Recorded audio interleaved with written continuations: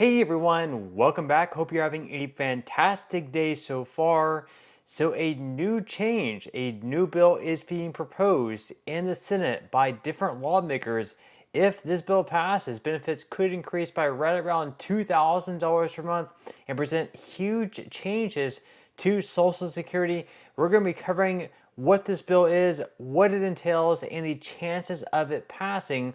But before we go ahead and dive into it for today, if you would like to receive up to $200 in free stock or $200 in free cash, in a pinned comment below, I will be leaving a link to Robinhood. All you have to do is once you click on that link is just sign up for a free account and then simply link your bank account. You do not even have to make an opening deposit. At that point in time, Robinhood will be sending you one free stock worth all the way up to $200. And if you'd rather just receive the cash, all you have to do is once you receive the free stock is just sell for what it's worth and then transfer the cash value right back to your bank account.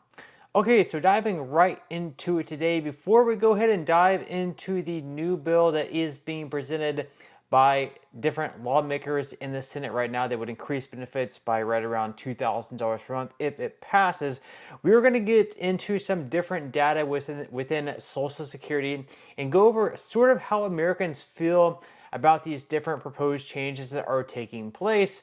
And believe it or not, some of these are actually, bipartisan supportive ideas. We have Republican voters and Democratic voters sort of agreeing with each other that we need to make Social Security, stronger. So we're going to be looking at this data right here from Data for Progress. So they start out by saying that more than 15 million Americans rely on disability programs administered by the Social Security Administration. Last week tonight with John Oliver covered this topic on Sunday, September 22nd, underscoring how difficult it is for disabled Americans to apply for these disability benefits and keep them once granted. So we're going to be going into some different data points here. And they're going to be, voting for, we're going to see like data from Republicans, how Republicans think, how Democrats think, and everything like that. So the first idea up here on the screen is that voters think the U.S. government should make it easier to receive Social Security disability benefits. And the blue is that the U.S. government should take action to make it easier to receive Social Security disability benefits. The yellow is that the U.S. government should neither make it easier or harder to receive Social Security disability benefits. And then finally, the red is that the U.S. government should take action to make it harder to receive Social Security disability benefits. And then finally, that gray area is don't know. So you can see among Democrats, independents, and Republicans, you see very few red. The red is a very small percentage of the vote.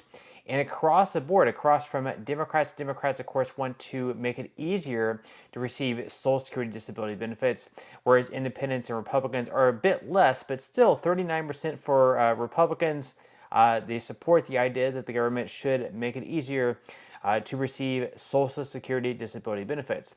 Now, we have a few different ones up here. So the next one is that voters across party lines are favorable of SSI. Of course, Democrats are more favorable towards the program at 48% and Republicans at 29%, still most in favor there. Then also a majority of voters think the U.S. should increase funding for SSI.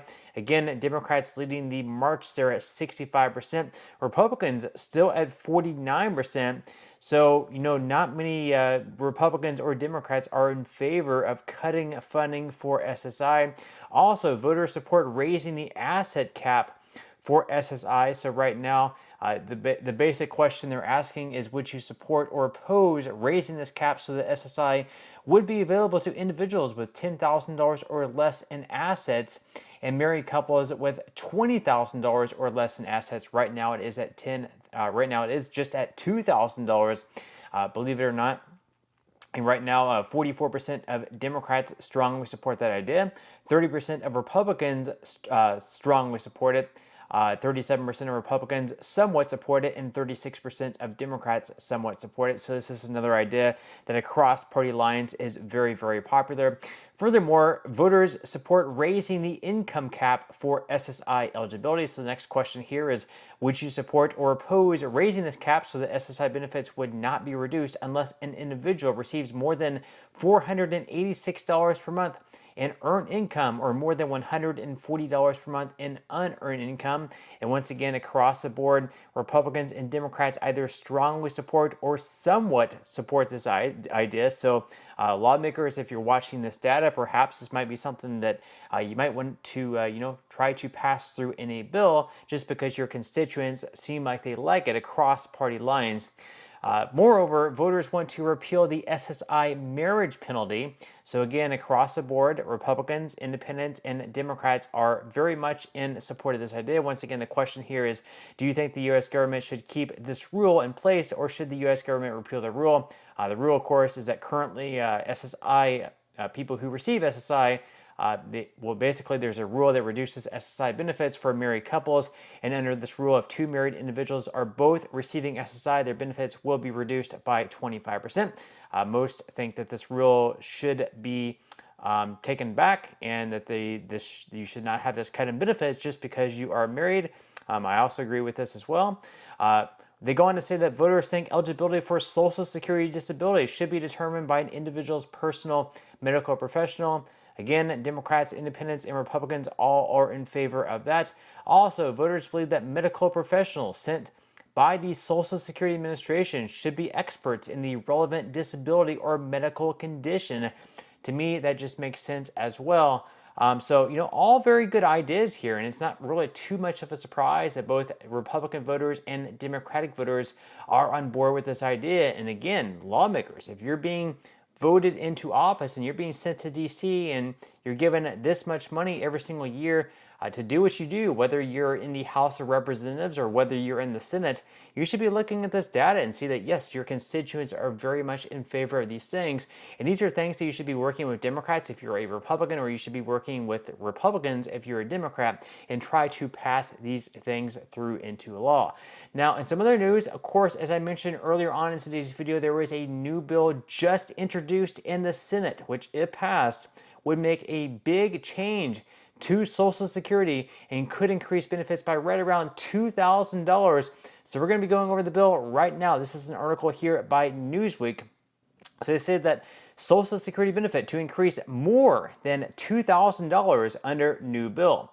So some Social Security benefits could increase by over $2,000 if a new bill passes. Social Security benefits are typically paid monthly to seniors during retirement, as well as to those living with disabilities. However, when a Social Security beneficiary dies, their family members can also get survivor benefits through a lump sum death payment. For years, that amount has remained at $255 and has stayed that way since 1954. That has not changed in all the decades since 1954. This is despite inflation pushing costs up for Americans on everything from groceries, housing, and healthcare.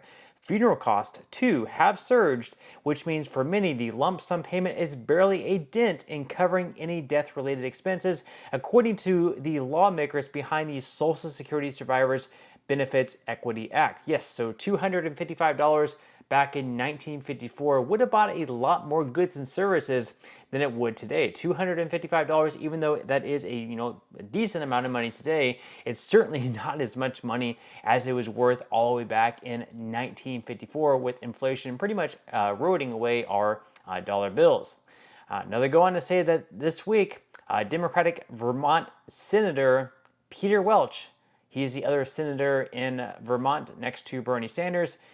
That guy proposed a law which would boost the death benefit to $2,900 to better reflect today's inflation levels. And of course, we also have Bernie Sanders co-signing onto this bill alongside Elizabeth Warren. So we have, three people in support of this bill in the Senate. We'll have to wait and see how many other senators also get on board with this bill. In the Senate, they would need at least 60 votes for this bill to pass. Then it would have to move on to the House of Representatives, where it would just need a simple majority. It's really going to come down to how many Republicans they can get onto the board, get onto this bill, because clearly it looks like we have, at least partly the Democratic side on board with this bill. Whether or not they can get their colleagues on the right also on board with this bill, we'll just have to wait and see. But leave your thoughts and comments below. Is this a bill that you would like to see pass? Are you for it? Are you against it? Why or why not? Leave your thoughts and comments below. But that's all we have for today's video, and I will see you in the next one.